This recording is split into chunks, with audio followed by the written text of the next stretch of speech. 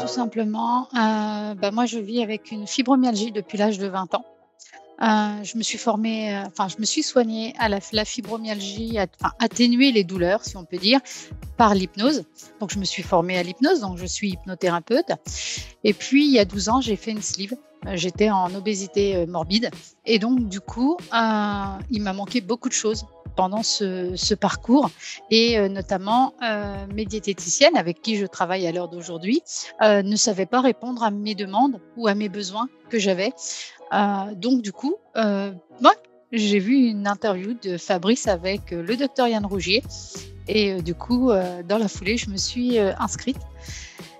Et puis voilà, et puis depuis, je travaille et je suis plus conseillère en nutrition que hypnothérapeute, hein. Je vis que du métier de conseillère en nutrition. Alors à la base, au départ, j'étais un petit peu tête de mule, hein, donc du coup, j'ai voulu commencer mon activité en faisant que du coaching individuel. Et puis, je n'arrivais pas, à en vivre. Alors, j'arrivais pas à en vivre au bout d'un mois, hein, donc forcément, j'étais quand même déjà impatiente au bout d'un mois. Puis j'ai eu l'occasion de discuter avec Fabrice qui m'a demandé de mettre le coaching en place pour 3 mois.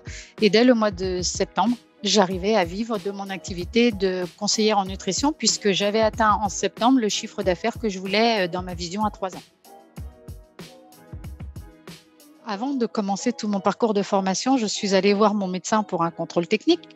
Et puis, tout simplement, mon médecin me dit: «Alors, qu'est-ce que vous devenez?» et cetera. Et là, je lui dis que j'aimerais faire une formation d'hypnose, mais que la première partie de l'hypnose étant payante et pas du tout finançable par le CPF, je lui dis ce que j'ai pensé, je vais demander à plein de personnes autour de moi si elles ont des besoins. Si elles ont des besoins, je vais leur demander de m'aider à autofinancer la formation et je leur ferai leurs soins en gratuité après.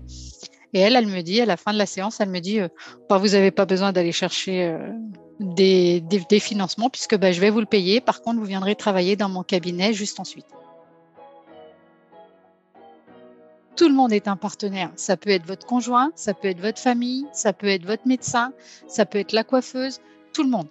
Et puis moi, j'aime bien quand les gens, d'ailleurs, quand je vous vois en atelier 4, je dis toujours quand la personne, elle vous dit non et qu'elle n'a pas besoin de vos services, mais remerciez-la. Déjà parce que vous allez attirer son attention et en même temps, vous allez lui demander à elle d'aller vous trouver quelqu'un d'autre. Vu qu'elle vous a dit non, maintenant, à elle d'aller trouver quelqu'un d'autre pour pouvoir venir vous aider. Et vous allez voir que les gens le font pour vous. Et c'est très sympathique.